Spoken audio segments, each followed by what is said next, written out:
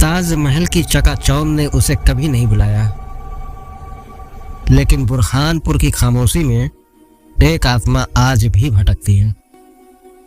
कहते हैं हर पूर्णिमा की रात सफेद परछाई नदी के किनारे प्रकट होती है और जो उसे देखता है उसे उसका अधूरा सच महसूस होता है।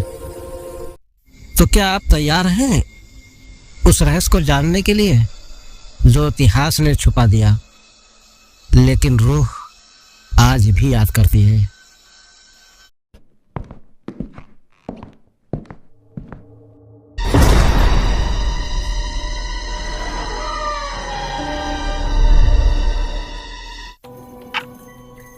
रात के 10 बज चुके थे। नर्मदा किनारे बहती हवा में एक अजीब ठंडक थी, जैसे हर झोंका अपने साथ कोई भूली हुई आह लेकर आ रहा हो। रीना अपनी कैमरा बैग संभालते हुए महल के टूटे हुए दरवाजे के सामने खड़ी थी। वो इतिहास की रिसर्चर थी, मुंबई से आई थी मुमताज के पहले विश्राम स्थल की तस्वीरों को लेने, लेकिन शायद उसे खुद नहीं पता था कि वो किस जगह पर कदम रखने जा रही है। बुरहानपुर की गलियों में बचपन से ही एक कहानी चलती आई थी कि ताजमहल की चकाचौंध से कहीं ज्यादा रूहानी चमक इस खंडहर में छिपी है, जहां कभी मुमताज की देह रखी गई थी। वहां अब सिर्फ सन्नाटा रहता है और कुछ अनकही फुसफुसाहटें। रीना ने कैमरा ऑन किया। लाइट्स कम थी, लेकिन उसकी उत्सुकता ज्यादा। दीवारों पर उर्दू में उभरे शब्द पर दिखाई दिए, खामोश रहो, वो सो रही है। रीना मुस्कुराई। यहाँ लोग ड्रामा ज्यादा करते हैं। वो रिकॉर्ड करती रही। दीवारों के टूटे हिस्से, पुराने दरवाजे और वो जगह जहाँ कहा जाता है कि मुमताज की देह पहली बार रखी गई थी। जैसे ही उसने कैमरा पास रखा, एक ठंडी हवा का झोंका आया। महल की टूटी खिड़की खुद ब खुद खुल गई और कहीं अंदर से कौन है वह? एक बेहद धीमी और औरत जैसी आवाज गूंजी। रीना ठिठक गई। उसे इधर उधर देखा, कोई नहीं था। वो समझी शायद हवा की आवाज होगी, लेकिन तभी रिकॉर्डर अपने आप चालू हुआ और उसमें साफ सुनाई दिया, कह देना शाहजहां से मैं अब भी इंतजार में हूँ। रीना के हाथ कांप गए। उसने तुरंत कैमरा बंद किया, पर रिकॉर्डिंग अपने आप चलती रही। वो भागकर बाहर आई, मगर बाहर की हवा भी वैसी नहीं थी। अब हर झोंका जैसे उसके कानों में वही शब्द दोहरा रहा था। उस रात वो होटल लौटी तो बेहद बेचैन थी। उसने रिकॉर्डिंग चलाई। आवाज बिल्कुल साफ थी, कह देना शाहजहां से मैं अब भी इंतजार में। पर उसमें हल्का रुदन था। वो सोचती रही, क्या ये मेरी कल्पना है या कोई सचमुच मुझसे बात कर रहा था? उसी रात सपने में उसे दिखा, सफेद कपड़ों में एक महिला नर्मदा नदी के किनारे खड़ी थी। चेहरे पर घूंघट था, हाथ में एक मोमबत्ती। वो धीमे स्वर में कह रही थी, जो अधूरा रह गया था यूं पूरा करना तुम्हारा काम है। रीना नींद से चौंक कर उठ बैठी। कमरे में अंधेरा था, पर मेज पर रखे कैमरा की लाइट अपने आप जल उठी। स्क्रीन पर सिर्फ एक लाइन उभरी थी, बुरहानपुर अभी खत्म नहीं हुआ। सुबह का सूरज बुरहानपुर की गलियों में उतर चुका था, पर रीना की आंखों से नींद अब भी दूर थी। रात की वो आवाज, वो रिकॉर्डिंग और सपने में देखी गई सफेद परछाई, सब कुछ उसके दिमाग में घूम रहा था। वो सोच रही थी, क्या सचमुच कोई आत्मा मुझे बुला रही है या मैं किसी अनकहे इतिहास का हिस्से में फंस गई हूँ? उसने तय किया कि अब ये सिर्फ एक अफवाह मानकर नहीं छोड़ेगी। सुबह सुबह वो बुरहानपुर के खास संग्रहालय पहुंची, जहां पुराने दस्तावेज, नक्शे और शाहजहां के समय के कुछ खत रखे थे। वहाँ के बुजुर्ग क्यूरेटर मौलाना नसीर साहब, जिनकी उम्र लगभग 80 के करीब रही होगी, रीना को देखकर बोले, तुम वही लड़की हो ना जो रात में उस मकबरे तक गई थी? रीना हैरान रह गई। आपको कैसे पता? मौलाना साहब मुस्कुराए। यहाँ जो भी उस जगह जाता है उसका चेहरा सुबह खुद बता देता है। वो सन्नाटा किसी के अंदर उतर जाता है। रीना ने झिझकते हुए बताया कि उसने रिकॉर्डिंग में किसी औरत की आवाज सुनी। मौलाना कुछ पल चुप रहे, फिर धीरे से, कुछ ही महीनों रहा था, लेकिन उसकी रूह शायद वही रह गई। कहते हैं शाहजहां ने वादा किया था कि वो उसे यहीं अमर कर देगा, मगर भगिया कुछ और चाहता था। उन्होंने एक पुराना खत रीना के सामने रखा। उस पर लिखा था, मेरी जान जहां विश्राम पाएगी वहीं मेरा ताज बनेगा, शाहजहां। रीना ने पूछा, तो फिर ताजमहल आगरा में क्यों बना? मौलाना ने गहरी सांस ली। जमीन की नमी और नर्मदा का किनारा, शाहजहां के वास्तुकारों ने कहा, ये जगह सुंदर है पर टिकाऊ नहीं, और बस वहीं से सब बदल गया। मुमताज की देह चली गई पर उसकी रूह मानो यहीं छूट गई। रीना उस खत को पढ़ते पढ़ते जैसे किसी और युग में पहुंच गई। वो सोचती रही, क्या ये वही अधूरी बात थी जो मुमताज की आत्मा ने मुझसे कही थी? उसने मौलाना से पूछा, क्या कोई और दस्तावेज है जिससे मैं और जान सकूं? मौलाना ने धीमे स्वर में कहा, रुगे महल, उसमें लिखा है कि शाहजहां ने बुरहानपुर में एक गुप्त मकबरा भी बनवाया था जो कभी पूरा नहीं हुआ।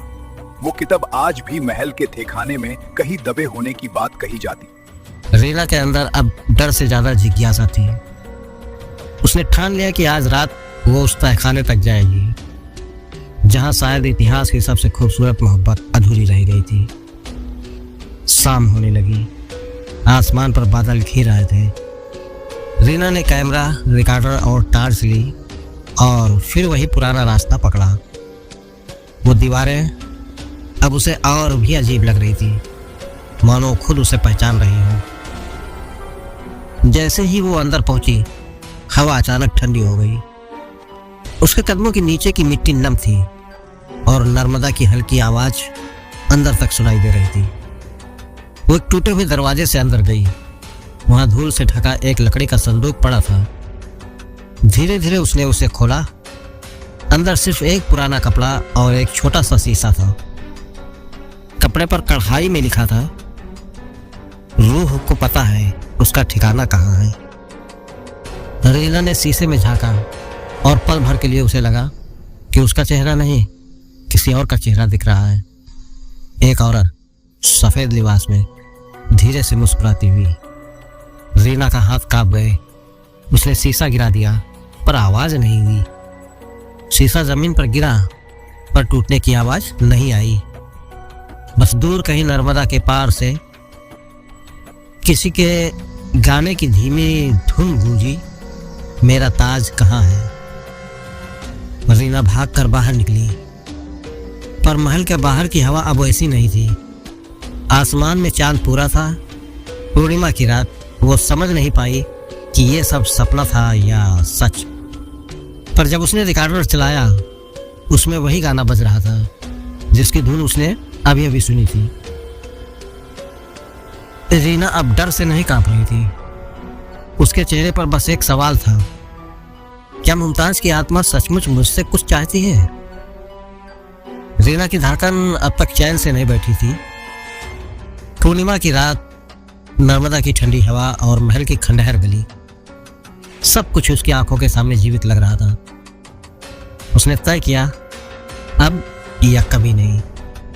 वो उस तहखाने तक जरूर जाएगी जहां रूह है महल की किताब में लिखा था कि मुमताज की आत्मा का पहला ठिकाना था। जैसे ही रीना तहखाने के पुराने दरवाजे के पास पहुंची, हवा ने दरवाजा अपने आप खोला। अंदर अंधेरा इतना गहरा था कि उसने अपने कैमरे की लाइट चालू की। दीवारों पर धूल और मकड़ी के जाले थे, लेकिन बीच में एक पत्थर की ट्रे या प्लेट जिस पर कुछ लिखा था, जो आता है उसका स्वागत मेरा होगा, पर लौट कर नहीं जाएगा। रीना की सांसें तेज हो गई।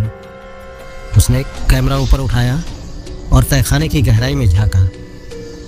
धीरे धीरे उसे लगा कि कोई सफेद परछाई उसके पीछे चल रही है।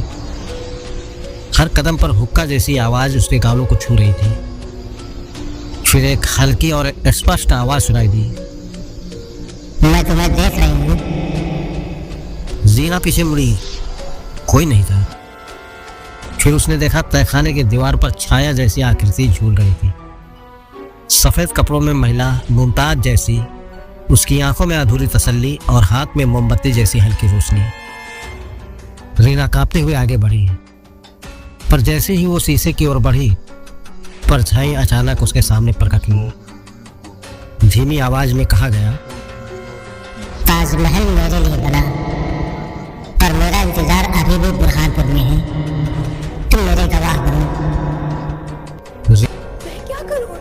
रीना ने पूछा, मैं क्या करूं? पर उत्तर में सिर्फ हवा की सांसराहट और हल्की हंसी आई। रूह ने अपने हाथ उठाए और तहखानों की दीवारों पर कुछ लिखा हुआ प्रकट हुआ, जो सचमुच देखना चाहे उसे मेरा सच दिखेगा।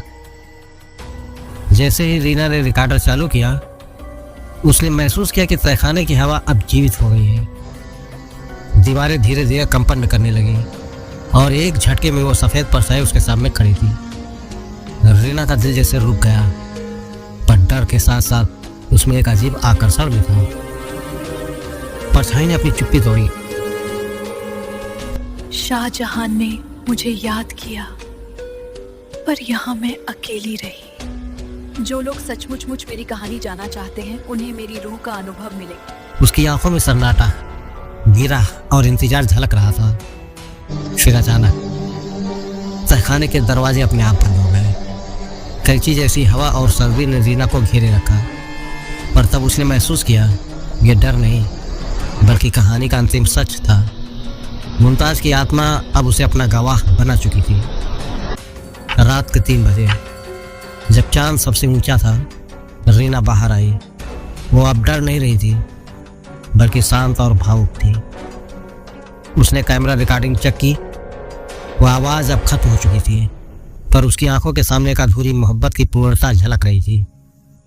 रीना समझ गई, भले ही मुमताज का शरीर चला गया, उसकी रूह अब भी बुरहानपुर में थी, और हर पूर्णिमा की रात वो उन लोगों के सामने प्रकट होती है जो उसकी कहानी को सच में महसूस करना चाहते हैं। रीना ने आखिरी बार कैमरा ऊपर उठाया और स्क्रीन पर लिखा दिखाई दिया, रूह कभी मरती नहीं, बस इंतजार करती है। उस रात के बाद रीना ने कभी अपने अनुभव को सामान्य शब्दों में नहीं बताया। जब नर्मदा किनारे हवाएं बहती हैं, कहते हैं मुमताज की आत्मा वो अनदेखी परछाई किसी शोधकर्ता के आंखों के सामने फिर से प्रकट होती है। तो दोस्तों, ये थी मुमताज की अधूरी तसल्ली की कहानी, जो ताजमहल नहीं बल्कि बुरहानपुर में आज भी भटकती है। अगर आपको ये कहानी पसंद आई तो लाइक जरूर करें, और ऐसे ही रहस्यमयी वीडियो के लिए हमारे चैनल को सब्सक्राइब करना बिल्कुल भी ना भूलें। घंटी का निशान दबाइए ताकि हर नया रहस्य सबसे पहले आप तक पहुंचे। और याद रखिए, रूह कभी नहीं मरती, बस इंतजार करती है। Good bye.